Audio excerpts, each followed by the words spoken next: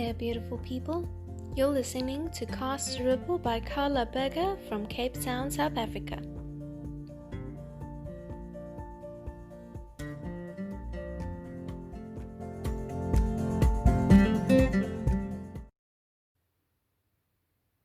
Hello friends, and welcome to the latest episode of Cast a Ripple.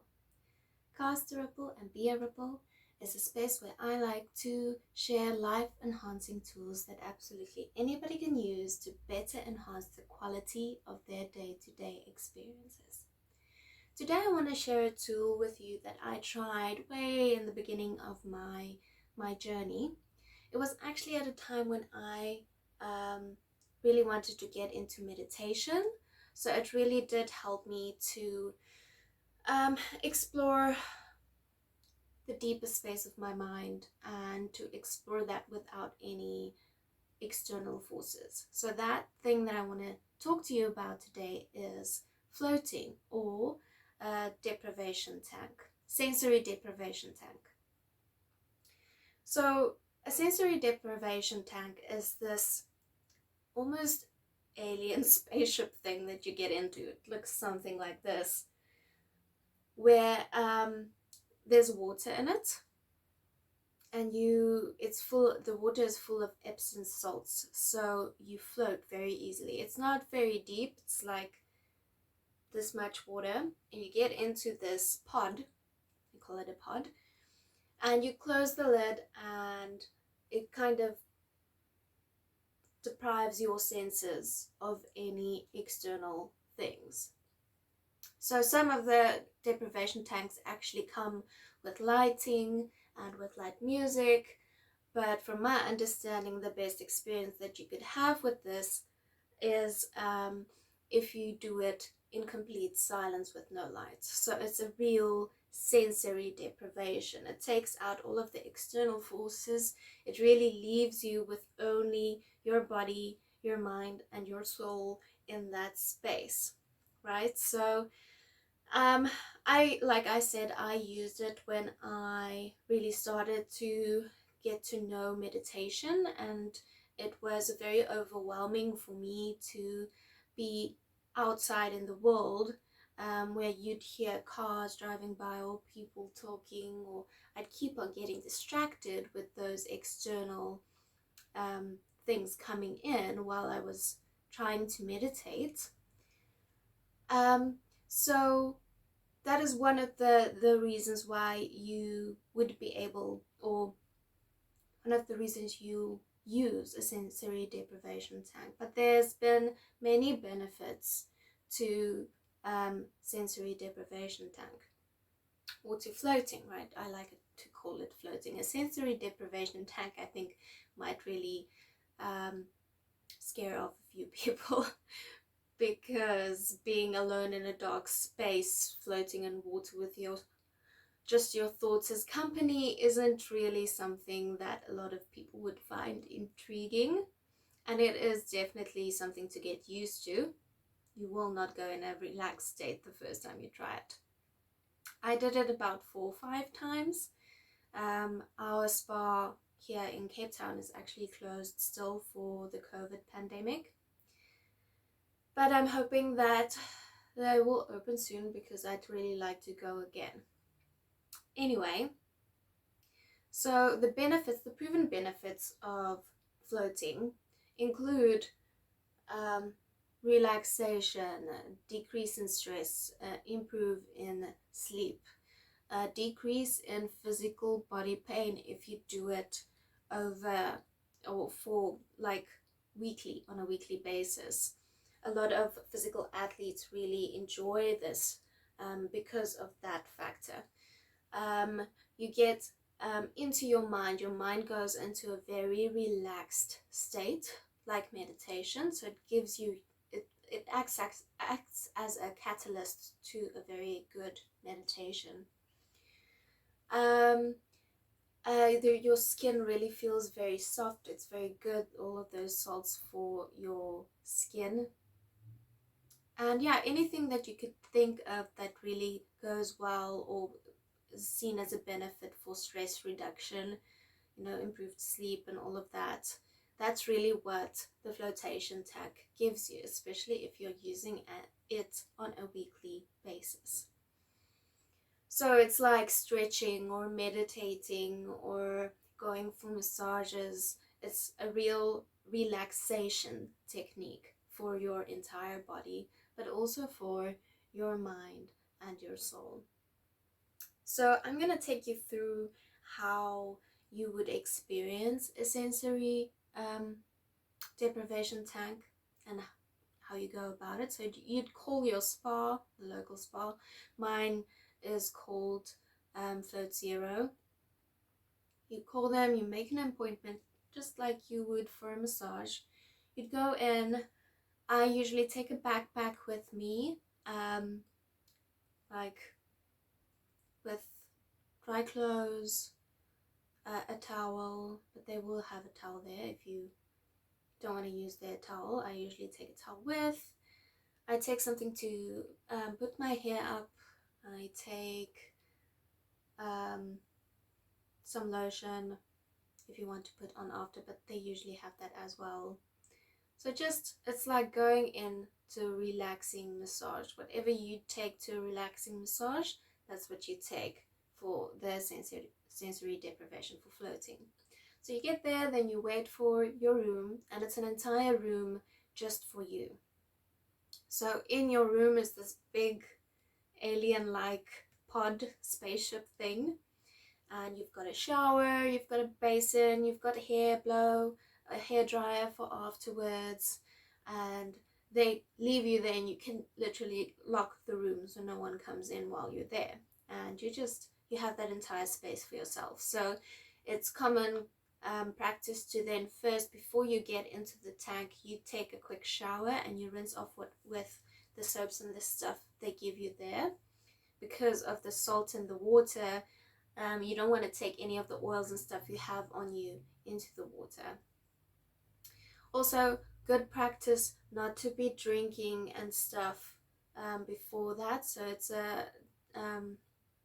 you don't want to be detoxing while you're in there. You want to be focused on your mind and just letting go and being present and really going into a meditative state. So if you are detoxing or have eaten a very big meal before the time, your body will only be focusing on what your body needs at that specific time, and that really defeats the point of the flotation tank. So no drinking or heavy eating before you go.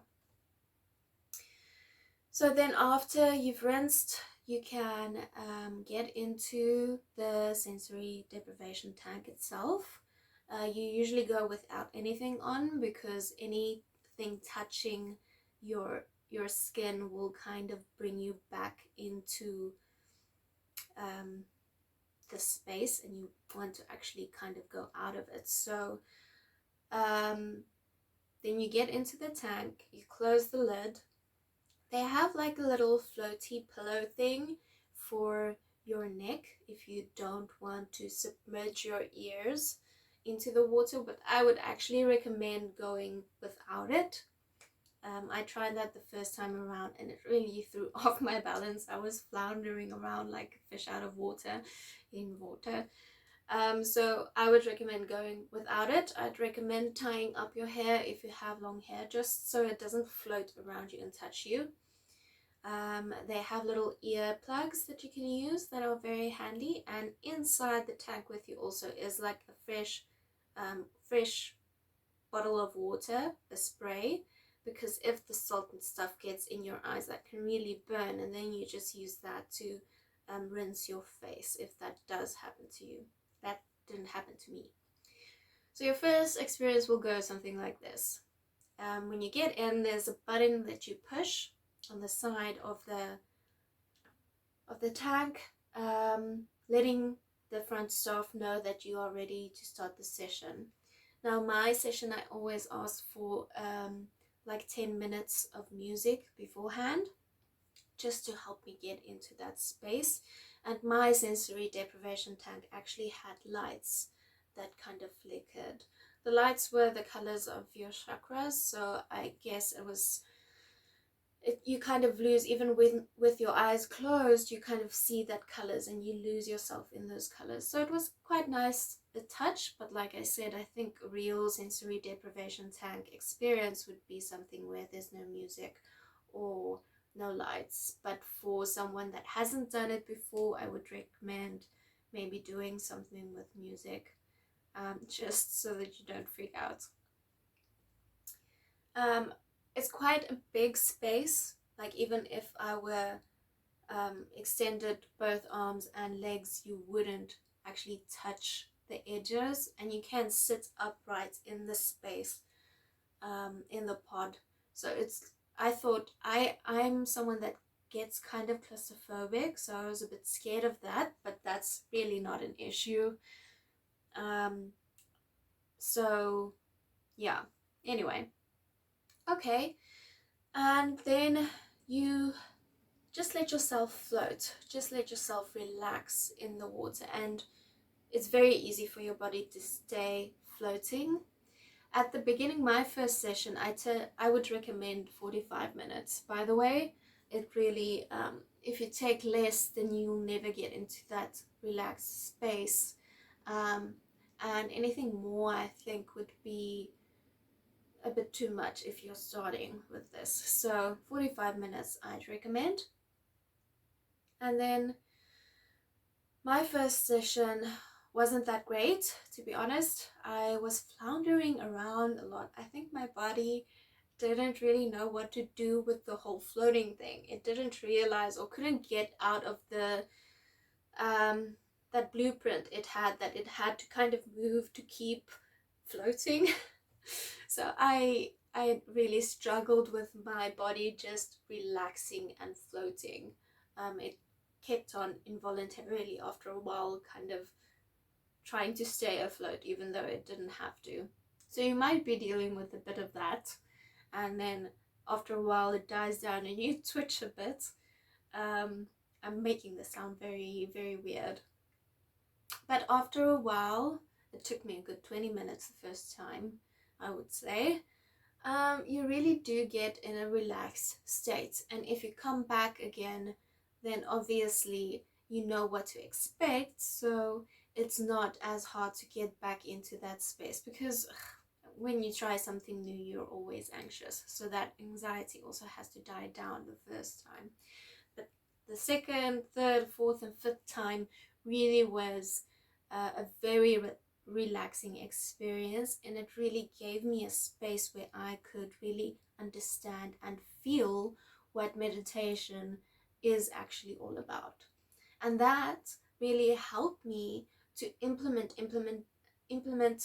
meditation outside of the deprivation tank, sensory deprivation tank, because now I had a taste of what meditation really felt like without external influences, and I could find that space within myself on the outside of the tank after going a few times.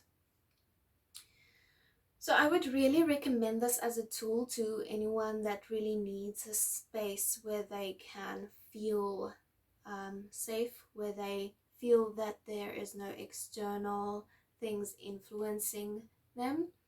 Um, yeah, it really is something new to try, and I don't think it's for everyone. Some might not like it, but I grew to love it. So I also, like I said, after my first session, I was like, that was very awkward. But I went and tried again, and it really did get a lot better. So if you want to hear a bit more about sensory deprivation tanks or floating, you can go watch one of Joe Rogan's videos. He is quite big on floating. He uses it as a space where you internally reflect and work on ideas and be creative and really dive deeper into self. So it really is a creative space, a think tank almost for him. So he has a lot of videos on that. You can go through them. I really enjoyed the one I just put up. I'll put a link.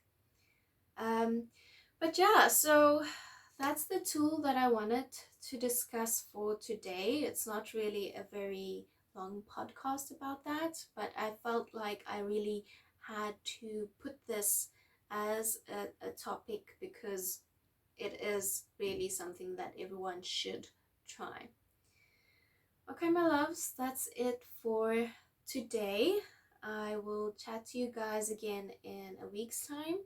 Please remember to subscribe to this channel, to follow me on Instagram, b_a_ripple, to check out my website for anything else of my content that you need a link to. All my love. Okay, bye.